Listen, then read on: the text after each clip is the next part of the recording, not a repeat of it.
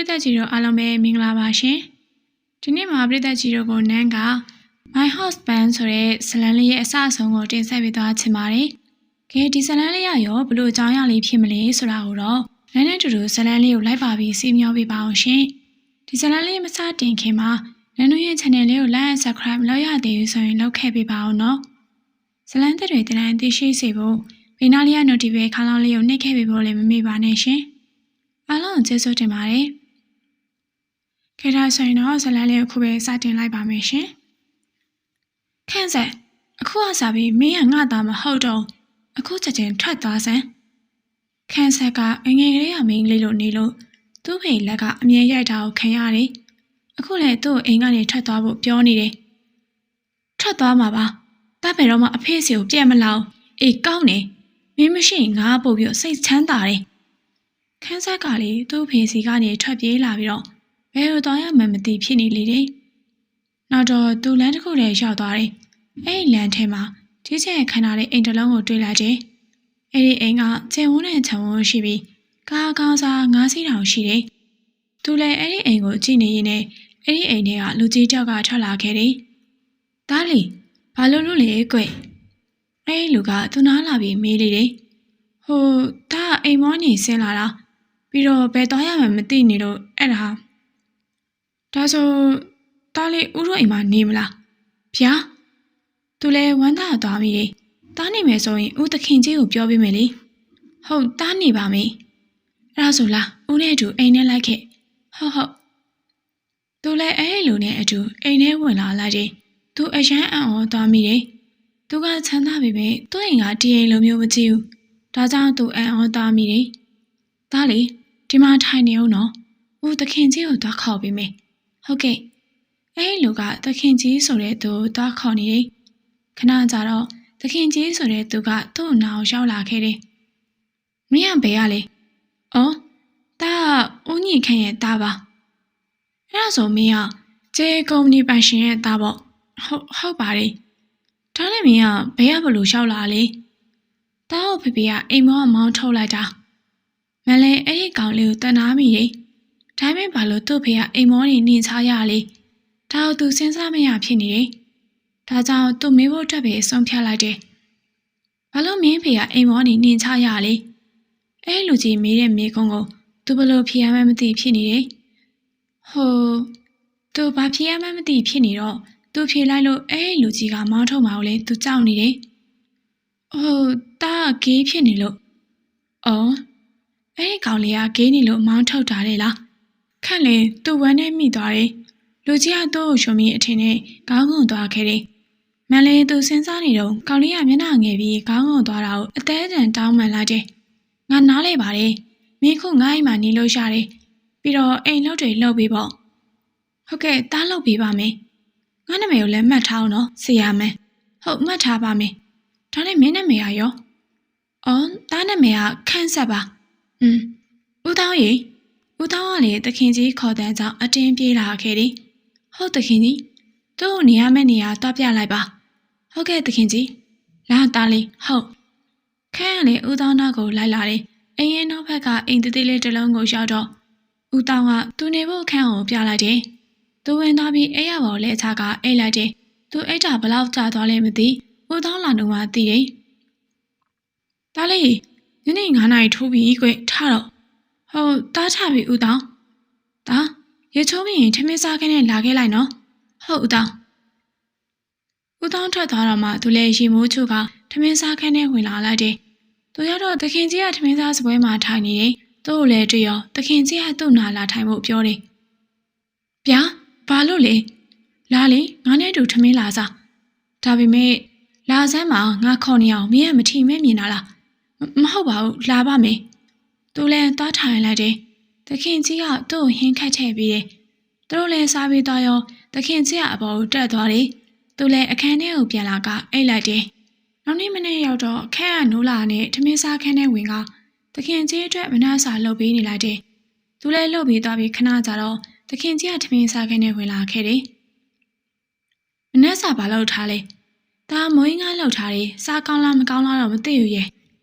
မလဲသူ့ကိုရီပြနေတဲ့ကောင်လေးကိုကြည့်ပြီးသူ့ရင်ထဲကအကောင်ကလည်းထခုန်လာတယ် ရပါတယ်စားကြည့်မယ်လေတားခတ်ပြီမယ်နော်သူ့ကိုပြောပြီးမောင်ရင်ကခတ်နေတဲ့ကောင်လေးကိုသူကြည့်ပြီးတော့အသေးရှားလာမိတယ်သူ့စိတ်ထဲမှာလည်းတွေးနေမိတယ်ကလေးကြီးကိုမင်းကိုအရန်ချစ်နေပြီကွာသူတွေးနေတော့မောင်ရင်ကခွက်ကိုလာချပြီးတယ်စားကြည့်နော်သခင်ကြီးသူစားကြည့်လိုက်တော့အရသာအနေနဲ့တော့ငန်နေတယ်ဒါပေမဲ့ဒီကောင်လေးလှုပ်ထားတာမို့သူစားလိုက်တယ်ခဏနေတော့မိုးရင်းကားကုန်သွားတယ်သခင်ကြီးစားကောင်းလားဟင်ကောင်းပါလေဒါလည်းစားကြည့်ရမယ်ကိုကုမ္ပဏီတောင်းမယ်နော်ဟုတ်သခင်ကြီးထွက်သွားတော့သူမိုးရင်းကားကိုခက်ကစားကြည့်လိုက်တယ်ဖိညာလိုက်တာဒါသခင်ရပါပြီလို့ကောင်းတယ်လို့ပြောရရလေ MG ကုမ္ပဏီမှာတော့ခန့်ဘလို့လဲငါစီမှာလှုပ်လှုပ်ရတာညင်းငွေ့နေပြီလားဟာဘောကလေကျွန်တော်ကဘာလို့ညင်းငွေ့ရပါလဲအေးပါကွာငါညင်းငွေ့နေပြီလို့တော့ထင်နေတာကွာဟာမဟုတ်တာဘောကလေဟုတ်ပါပြီ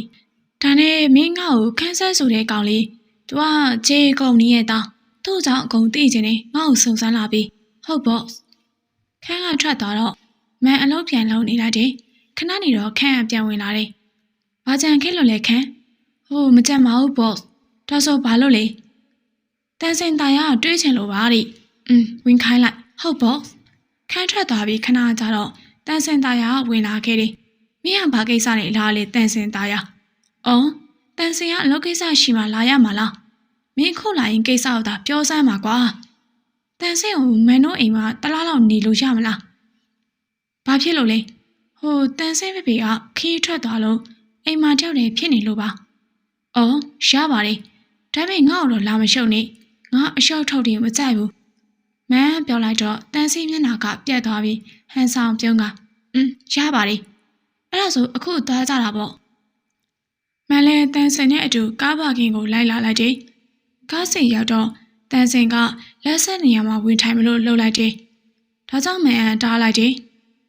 မင်းဒီမှာမထိုင်နဲ့ပါတန်စင်မျက်နှာအနေငယ်ပြတ်သွားတယ်ဒါပေမဲ့သူခရီးမဆိုင်ပါလက်ဆက်နေရာကသူ့ကလေးတော့ပဲထိုင်ခွင့်ရှိတယ်သူလည်းဆက်မတွေးတော့ပဲကားလေးဝင်ကဆိုင်ရင်ကိုသာမောင်းလာလိုက်တယ်ဆိုင်ရင်ရောက်တာနဲ့ကလေးကသူ့စီလာပြီးအထောက်လာတဲ့ပြီးတယ်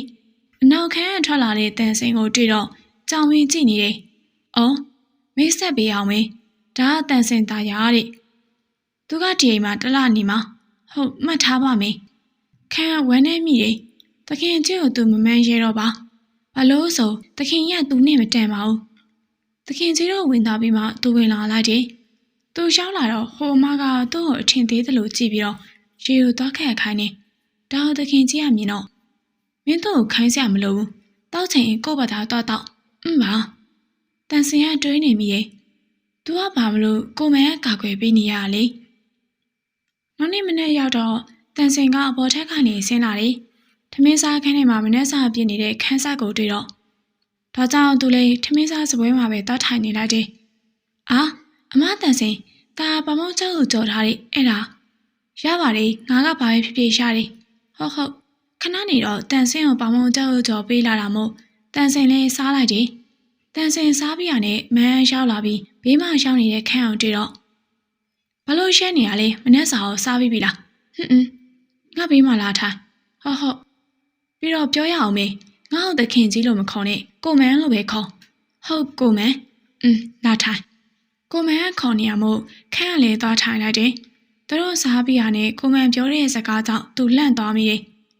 ဒီနေ့ကစပြီးမင်းဒီဆိုင်ထဲမှာလာနေရမယ်အေးဒါပေမဲ့ကိုမန်းရေသွားလို့သမားလေးဘာလို့နေရမှာလဲ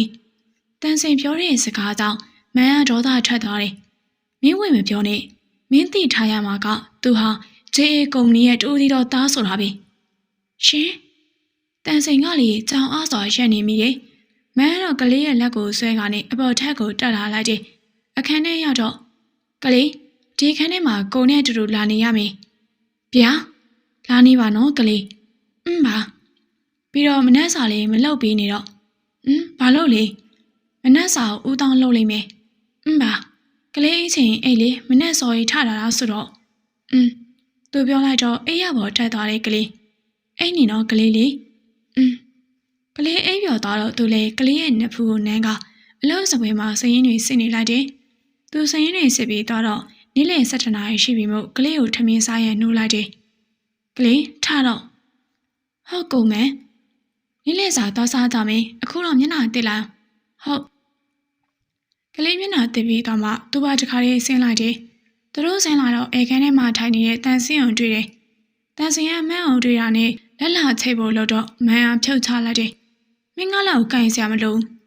တန်ဆင်းကမျက်နှာပြတ်သွားတော့ကိုမန်တွေ့လိုက်ပြီးမြလေသူကယူမဆိုင်ပါသူကယူဆိုင်တာကလေးကြောက်ထဲပဲသူတို့အလုံးထမင်းစားခန်းထဲရောက်လာတော့ဦးတောင်းကထမင်းခူးပေးတယ်ပြီးတော့မန်းကလေးပကံတွေကိုဟင်းခတ်ထည့်ပေးလိုက်တယ်စားတော့ကလေးဟုတ်ကိုမန်ခဏနေတော့ထမင်းစားပြီးသွားကြတယ်စားပြီးတော့နဲ့မန်းကလေးနဲ့အတူအိမ်ခန်းထဲဝင်လာတယ်အိမ်ခန်းထဲရောက်တော့ကလေးကိုမင်းကိုချစ်တယ်ဗျာခန်းဆက်ကအံ့ဩသွားမိတယ်ကိုမန်းသူ့ကိုချစ်ထားတယ်လားသူလည်းကိုမန်းအောင်ချစ်တာပေါ့ဒါပေမဲ့ဟိုတစ်ခါကြားတာကတော့ဂျီကရူရဲ့တူရီတော်သမီးနဲ့ကိုမန်းအောင်ဆေးဆက်ပေးမလို့လုံနေတယ်လို့သတင်းထွက်လာခဲ့တာအခုသူဘယ်လိုလုပ်ရမလဲစဉ်းစားရခက်နေတယ်ကလေးသူအတွဲလို့နေအောင်ကိုမန်ခေါ်မှသတိရတယ်ဗျာ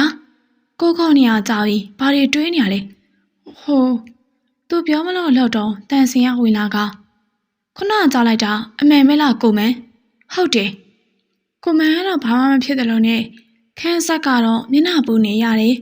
သူ့အမတန်စင်ကိုလည်းအားနာမိရတော့အမှန်ပဲကိုမန်မင်းနေပြီလားကျမတို့နှစ်ယောက်ကိုဖေဖေကဆေးဆက်ပေးမယ်လို့လှုပ်ထားတယ်ဆိုတာကိုလေငါမမေ့ဘူးဒါဆိုဘာလို့အဲ့လိုပြောရလဲကိုမန်ငါကလေးကိုအရင်ချစ်လို့ပဲဒါပေမဲ့ तू ကကေးလေကိုမန်မင်းကိုမန်ဘာလို့တန်းစင်းအောင်ရိုက်တာလဲ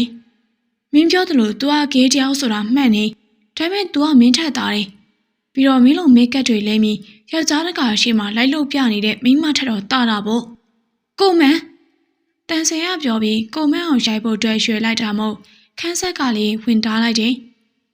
ခမရကိုမန်းအောင်မထိနဲ့မင်းကဘာအဆင့်တမ်းမလို့ငါ့ကိုတားရရလဲဟမ်ငါသိတဲ့လောက်ကတော့မင်းငငယ်တုန်းကယောက်ျားတယောက်ရဲ့ရိတ်တာကိုခံရရဲဆိုမင်းကမတတ်မှမတတ်တော့တာဘာလို့ကိုမန်းအောင်လိုချင်နေသေးရလဲထပ်မပြောနဲ့တော့ကလေးမန်းကငိုပြီးအပေါ်ပြေးတတ်သွားတဲ့ကလေးကိုအနောက်ကနေအသေးတန်လိုက်သွားရတယ်သူ့ဘော်ထက်ရောက်တော့ကလေးကအခန်းတကားကိုလှော့ချထားတယ်ကလေးရေတကားဖွင့်မအောင်ကိုတောင်းမှန်ပါတယ်ကလေးရဲ့ခန်းဆက်ကအောက်ထက်ကနေပြေးတက်လာကအခန်းတကားကိုလှော့ချလိုက်တယ်အပြင်ကနေကိုမန်ခေါ်တာကိုလည်းသူသိတယ်ဒါပေမဲ့သူ့တိတ်ကဟာတွေကိုသူပြတ်မှတ်မိလေတယ်သူဒီကိစ္စကိုမိထားတာကြပြီဘာလို့များအမတန်စင်ကအစပြန်ဖော်နေရလေလွန်ခဲ့တဲ့နှစ်20လောက်ကခန်းဆက်အသက်10နှစ်လောက်မှာသူ့ခန်းထဲမှာတယောက်တည်းကစားနေတဲ့အချိန်အဖေရဲ့လူဦးမင်းတနာဝင်လာပြီးသူ့အတင်းတုတ်ခါနဲ့အင်ဂျီတွေကိုဆွဲချွတ်တော့တယ်မလုပ်ပါနဲ့တားတောင်းမှန်ပါနဲ့ဖေဖေရေကဲပါအောင်မင်းကငါအလွတ်မပေးတော့ဘူးအဲ့လူကသူ့ဘောင်းဝီတွေကိုပါဆွဲချွတ်ပြီးတော့သူ့အတင်းရိတ်တော့တယ်ဖေဖေရေကဲပါအောင်လို့မင်းအော်မနေနဲ့မင်းဖေမရှိဘူးမင်းဖေကအပြင်သွားနေတယ်မန်တရာကလေးတကားကိုဖွင့်လို့မရတာကြောင့်အပိုတော့နေပဲအခန်းထဲဝင်လာလိုက်တယ်။သူမြင်လာရတဲ့မြင်ကွင်းကကလေးတယောက်တည်းအတင်းရှုံးကငိုနေတာတွေ့ရတာမို့သူအတင်းဆွဲယုံကကလေးလေးသတိကပ်ပါအောင်ကိုမန်လေးအဲ့ဒီအခါမှာကလေးကသတိရလာတယ်။ကိုမန်တောက်လေတောက်ဟိုလိုကြီးကရပြီကလေးမပြောနဲ့တော့နော်တိတ်တော့ကလေးလေးကိုတောင်းမှန်ပါရဲ့နော်ကိုမန်ကဘာလို့တောင်းမှန်နေရလဲယင်ကိုသာချစ်တယ်လို့ဖွင့်မပြောခင်ကလေးလည်းအတိတ်တွေကိုပြန်မမိတော့မှမဟုတ်ဘူးအခုတော့ကိုကြောင့်အဲ့ဒါကိုမန်မမဟုတ်တာဒါပေမဲ့သူ့ပြည့်လို့ဆိုပြောနေတဲ့လူကြီးကိုသူတားလိုက်တယ်ကိုမန်မဟုတ်ဘူးနော်ဒါကြောင့်ကိုအပြစ်တင်မနေပါနဲ့တော့နော်အင်းပါမန်းလေကလေးကိုဖက်ခါနဲ့နှစ်သိပ်ပေးလိုက်တယ်အဲ့နောက်နှစ်ယောက်သားအချိန်တော်ကြအောင်ဖက်ခဲ့ကြပြီးကလေးကသူ့ကိုပြောလိုက်တဲ့စကားကြောင့်သူ့အနေငယ်တော့လန့်သွားမိတယ်။ကလေးပြောလိုက်တာကသားဖေဖေနဲ့တွေ့ချင်တယ်။ဒါပေမဲ့သူနဲ့တာသူသွားမယ်ဆိုရင်ကလေးရဲ့ဖေထိတ်လန့်မှတေးချတယ်။ဘာလို့ဆိုသူကကျွန်တော်ရဲ့အဖေနဲ့အမေကိုတတ်ထားတာ哦။ဒါပေမဲ့ကလေးကိုတော့သူမလုပ်ချင်ဘူး။သူ့အတွဲလို့နေရဘလောက်ကြာလဲမသိ။ကလေးခေါ်မှတတိရတယ်။ကိုမန် တားခေါ်နေရကြပြီဘာတွေးနေရလဲဘာမှမဟုတ်ပါဘူးဒါဖေဖေနဲ့တွေ့ချင်နေကလေးတွေ့ချင်ရင်ကိုကလေးကိုလိုက်ဖို့ပေးမယ်လေအခုနော်ပါပြောပြရနဲ့မန်းလေကလေးရဲ့လက်ကိုဆွဲကောင်ကားတော့ပါတခါတည်းယူလာလိုက်တယ်ပြီးတော့ကလေးနဲ့အတူဦးညီခန်းစီကိုလာခဲ့လိုက်တယ်သူ့ရင်ရောက်တာနဲ့အိမ်ထဲကိုတန်းဝင်လိုက်တယ်ဦးညီခန်းကမန်းအောင်မြင်တော့ထိတ်လန့်သွားသလိုဖြစ်ပေမဲ့ညနာပြန်တီးကမင်းကဘယ်နှခါပြောင်းလဲခန်းဆက်ပြန်မလာနဲ့လို့ပြောလိုက်တာမင်းမကြောက်လားဟမ်ဒါအဖေစီကိုလာချင်လို့လာတာမှမဟုတ်တာတားငယ်ငယ်ကဖြစ်ခဲ့တာတွေကိုဖေဖေသိလာလို့ရင်မင်းကဘာဖြစ်ခဲ့လို့လဲဟမ်ဒါဆယ်နှစ်လောက်ကအိမ်မှာတယောက်တည်းရှိနေတော့ဖေဖေရဲ့ယုံကြည်ရပါတယ်ဆိုတဲ့ဦးမင်းတနာတောက်ဘာမင်းပြောတာသူထင်တာတကယ်ဆိုပြီးအကြည့်နဲ့ခန်းဆက်ကိုကြည့်တော့ခန်းဆက်ကကောင်းချင်းပြလိုက်တယ်ဦးညီခန့်ရုပ်ကြိုးပြတ်ကြသလိုထိုင်ချမိတယ်တကယ်ဆိုတော့အဲ့လိုမလုပ်ခဲ့သင့်ဘူးအခုတော့သူကငါမျက်နှာကိုမထောက်တစ္ဆာဖောက်ရတယ်လို့ကွာဦးညီခန့်ကလည်းထိုင်ချနေရကနေနေမန်းစီကိုကြည့်လာတယ်မင်းကဆေးရမယ်မလားဟုတ်ပါတယ်ဦးညီခန့်မင်းကဘာလို့ငါသားနဲ့အတူလာရရလဲခမည်းသားကျွန်တော်အိမ်မှာနေတာဘာမင်းငါသားတခုခုလုံးမလို့လားအဲ့ဒါတော့နောင်ကသိရမှာပေါ့မင်းငါသားအိမ်မှာပြန်ထားခဲ့เสียလားခမည်းရဲ့အယုံကြည်ရဆုံးသူကဒီအိမ်မှာအခုထိရှိနေသေးရဲ့လေကျုပ်ခန်းဆက်လေးကိုစိတ်မချဘူးပြီးတော့ခမည်းကကို့သားကိုတော့မညာမတာရိုက်တာလေအဲ့တော့ကျုပ်ကစိတ်ချမယ်လို့အောက်မေ့နေရလားမင်းတို့နှစ်ယောက်ပြောနေတော့ခန်းဆက်ကငိုရာကနေထလာပြီးဒါကိုမနောက်ပြန်လိုက်မယ်တောက်မလို့ချင်းတော့နေဖေဖေရဲ့နားမှာမနေချင်ဘူးဒါဖေဖေကိုအရှမ်းမုန်းနေခန်းဆက်ပြောလိုက်တဲ့စကားကြောင့်ဦးညီခန့်ကဘာပြောရမှန်းမသိဖြစ်သွားတယ်သူကြောက်တာကသူ့ရဲ့တောင်းမန်တကုတ်ကိုလှုပ်လိုက်မှာကိုစိတ်ချပါကျုပ်ကလေးကိုထိခိုက်အောင်မလုပ်ပါဘူးအေးပါကွာမလေးကလေးနဲ့အတူဆိုင်အိမ်ကိုပဲပြန်လာလိုက်တယ်သူတို့ရောက်သွားနဲ့တွေ့လိုက်ရတာကတန်စင်ရဲ့ဖေဦးမြင့်စောရောက်နေရကိုမန်းလည်းအလိုက်တဲ့နဲ့သူတို့ရှေ့ကခုံမှာဝင်ထိုင်လိုက်ပြီးကလေးကိုသူ့ပေါင်ပေါ်ထိုင်စေလိုက်တယ်ပြောတော့ပြင်ဟိုမှာတလကြာမှာဆိုအစတော့ဟုတ်တယ်ဒါပေမဲ့ခုတော့မဟုတ်တော့ဘာလို့လဲဘာလို့ဆိုမင်းကြောက်လေကျုပ်ကဘာလို့မိလို့လဲမင်းကတကယ်ပဲမသိရလားခမရဘာလို့ဆိုလို့ချင်တာလဲမင်းကမသိချင်ရောင်ဆောင်နေပေါ့ကျုပ်ကဘာလို့လဲမင်းဦးမြင့်စော်ကထိုင်ရာကနေထားလာပြီးမန်းအောင်ထုံးရန်လောက်တာကြောင့်ခန်းဆက်ကဝင်တားလေတယ်ကိုမန်းအောင်မထိနဲ့တော့ဝင်တားရဲတဲ့ကောင်လေးကြောင့်ဦးမြင့်စော်စိတ်တို့ကအဲ့ဒီကောင်လေးကိုတွန်းလိုက်တယ်သူတွန်းလိုက်တော့အဲ့ဒီကောင်လေးကချမ်းမြေမောပြုတ်ကျသွားပြီးခုံဆောင်နဲ့စောင်းမိတလို့ဖြစ်သွားခဲ့တယ်ကလေးငယ်ငိုသွားတာမြင်တာနဲ့မန်းရဲ့ဒေါသကစောင်းထိကိုရောက်သွားခဲ့တယ်ခမည်းဘာလို့ကျုပ်ရဲ့ကလေးကိုထိရရလဲမင်းရဲ့ကလေးတွေလားသူ့ယောက်ျားလေးဖြစ်ပြီးညှွှဲလိုက်တာငါသမီးပြောတာတော့ဒီကောင်လေးကဂေးတဲ့မင်းသားငါသမီးနဲ့လက်မထပ်ဘူးဆိုရင်မင်းကုမ္ပဏီကိုကြာသွားအောင်လှုပ်ပစ်လိုက်မှာနော်တခုကလူလာပြီးဟစ်နေရပဲမင်းခမည်းသာတတိထားနေလိုက်ကျုပ်ခမည်းရဲ့ကုမ္ပဏီကိုဒေဝါလီခံသွားအောင်လှုပ်လို့ရတယ်ဆိုတာမှတ်ထားမင်းလာကလေးထားတောင်းမယ်ထားနိုင်လားထားနိုင်တယ်ကိုမန်းလေကလေးရဲ့လက်ကိုဆွဲကအပေါ်ထက်ကိုတွက်လိုက်တယ်အခန်းထဲရောက်တော့သူဂရင်ချိန်ရင်းမှာထိုင်ချလိုက်တာနဲ့ကလေးရသူ့ပေါင်ပေါ်ထိုင်ချလာတယ်။ဘာဖြစ်လို့လဲကလေးလေး။ဒါကိုကိုချစ်တယ်။ဘာပြောလိုက်တာလဲကလေး။ကိုဒါချစ်မိနေပြီလို့တကယ်လားကလေးတကယ်ပေါ့ပြောလိုက်တာကွာ။ဒီနေ့တော့မန်းအတွက်အပျော်ဆုံးနေ့တစ်နေ့ဖြစ်ခဲ့တယ်။အချိန်အပြည့်ည8 နာရီခန်းဆက်တယောက်ကိုဖုန်းကိုကြည့်နေရင်းနဲ့ပြင်းလာတာနဲ့အလုံးလုံးနေတဲ့ကိုနာကိုသွားကောင်ပေါင်ပေါ်ထိုင်နေလိုက်တယ်။မန်းကလည်းအလုပ်ထဲဆက်ရောက်နေတာကြောင့်သူ့ပေါင်ပေါ်လာထိုင်တဲ့ကလေးကြောင့်သူလန့်မိသွားတယ်။ဘာလို့လဲကလေးလေးရဲ့တားပြင်းလာလို့ကိုကလေးကိုစကားပြောရင်ကလေးတို့သုံးပါလား။အဲ့ဒါပြောပါကလေးရဲ့နော်။အမအခုကလေးပြင်းလို့ဖုန်းမနှိပ်ချင်တော့အဲ့တော့ဘာလုပ်ချင်လို့လဲ။ဟိုကလေးကိုမနေ့ပြန်ကြရင်ကြောင်းပေးသွားပါလားယင်။ရပါတယ်။ကလေးအရင်ကဘာကြောင့်တက်တာလဲကလေးက MG School မှာတက်တာလေအဲ့ဒါဆိုကိုပိုင်နဲ့ကျောင်းမှာတက်တာပေါ့ဟုတ်လားအဲ့ကျောင်းကိုကပိုင်တာလားအမ်ပေါ့ပြောလိုက်တာဘာလို့လဲကလေးလေးရဲ့ကိုနဲ့နေတိုင်းတွေ့ရမှာမလို့လေဟုတ်ပါပြီကွာချစ်တယ်နော်ကလေးလေး ကလေးလန်းချက်တယ်ဟုတ်ပါပြီလာကိုကိုတို့အိတ်ကြစို့ကိုချီဟုတ်ပါပြီဗျာမလဲကလေးစိတ်တိုင်းကြဝှေ့ချပြီးကရင်မော်ချပေးလိုက်တယ်သူလည်းဘေးမဝင်လဲကနှစ်ယောက်သားဖက်ပြီးအိတ်ဆက်ချင်းကိုရှောက်တယ်မနေ့9 နာရီထိုးတော့မန်းအရင်နိုးလာပြီးကြောင်းသွားဖို့အတွက်ကလေးကိုနိုးလိုက်တယ်ကလေးထားတော့လေကြောင်းသွားရမယ်အကျော်ဆွဲပြီးဟိုဘက်ပြန်လှည့်သွားတဲ့ကလေးကြောင့်ကလေးရဲ့ဖင်ကိုဖြည်းဖြည်းလေးရိုက်လိုက်တယ်ကလေးရေထားတော့နော်ကို morning kiss အဲ့လိုဆိုပြီးပါးလေးကိုထိုးပေးလာတာကြောင့်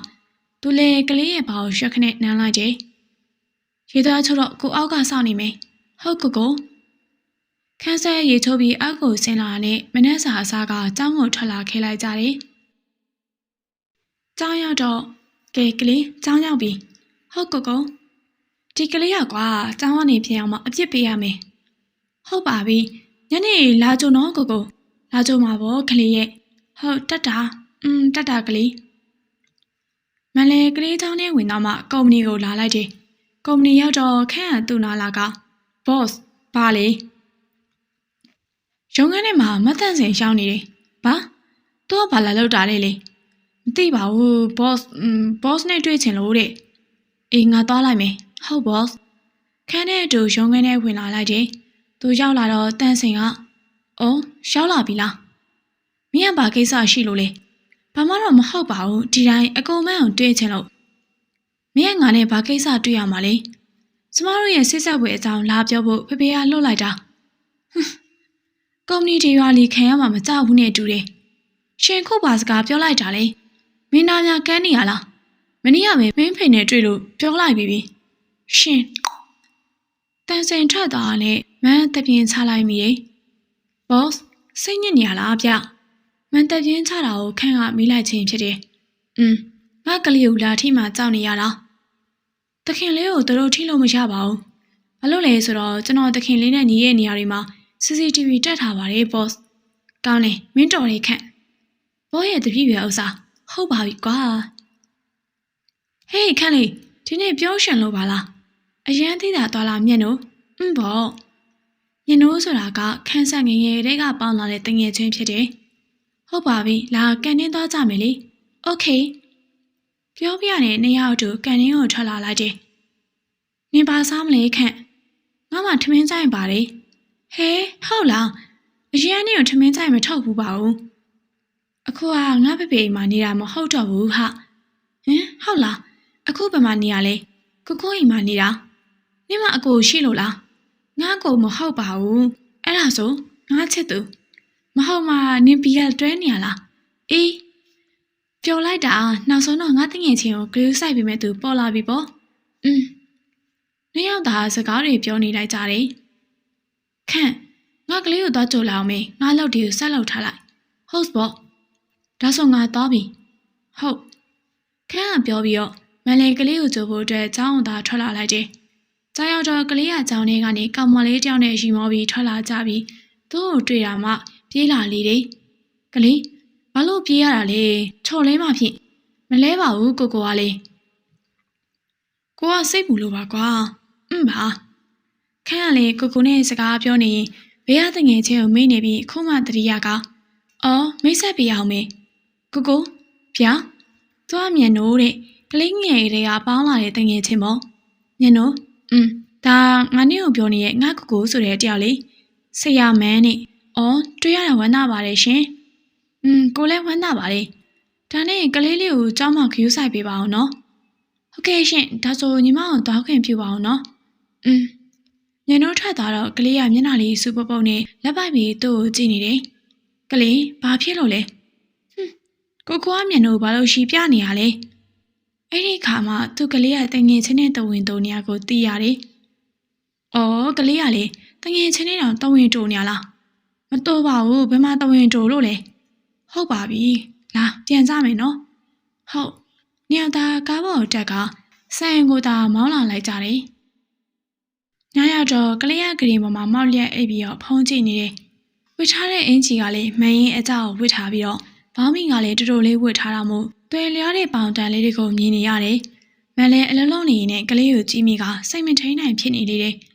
လောက်ကိုလက်စားသက်ကဂရီနာကိုသွားပြီးကလေးရဲ့ပေါင်တွေကိုပုတ်နေမိတယ်။ကိုကလေးကကို့ကိုမြူဆွဲနေရပြီ။ကလေးကဘယ်မှာမြူဆွဲလို့လဲ။ဒီကလေးကတော့ကွာကို့ကိုခွင့်ပြုမယ်မလား။ကိုကရင်မဲဆန်တဲ့မျက်လုံးတွေနဲ့သူ့ကိုကြည့်ကတောင်းဆိုနေရမို့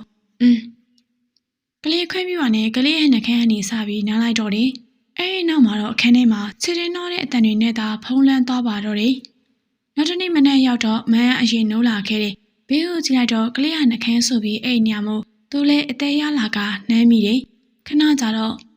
ကိုကလေးနိုးတော့လား။ကိုပဲခုနအတင်းလိုက်နမ်းနေပြီးတော့နာနေသေးလားကလေး။ဟာကိုကလည်းဘာတွေမေးနေရလဲရှက်စရာကြီး။ကိုကလေးတစ်ကုလုံးမြင်မိသွားပြီပဲဟာရှက်နေရလေးကချစ်စရာလေးဟာကိုနော်ကဲလာပါကြောင်းသွားရအောင်မယ်လေဟုတ်ကို